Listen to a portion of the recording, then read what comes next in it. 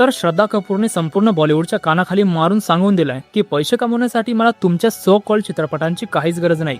सगळ्यांना माहित आहे की श्रद्धा कपूर सारख्या ऍक्ट्रेसने मागच्या 5 वर्षात फक्त 2 चित्रपट केलेत आणि मागच्या 10 वर्षांपासून YRF आणि धर्मा प्रोडक्शन सारख्या मोठ्या प्रोडक्शन हाऊसेस सोबत एकही चित्रपट केला नाहीये। आता हा कॉन्फिडन्स नाहीये, ही सरळ त्या प्रोडक्शन हाऊसेसची दादागिरी आहे जे ते ऍक्टर किंवा ऍक्ट्रेस सोबत करतात, जे त्यांच्या अटी मान्य करण्यास नकार देतात। परंतु हे सगळं असूनही श्रद्धा कपूरने काही लोकांसोबत मिळून ते करून दाखवलंय जे आजपर्यंत कोणताही ऍक्टर किंवा ऍक्ट्रेस करू शकला नाही। आता हे सगळ्यांनाच माहित आहे की 1-2 लोकांना सोडून जवळपास सगळ्या बॉलिवूड वाल्यांचा बिझनेस ठप्प झालाय।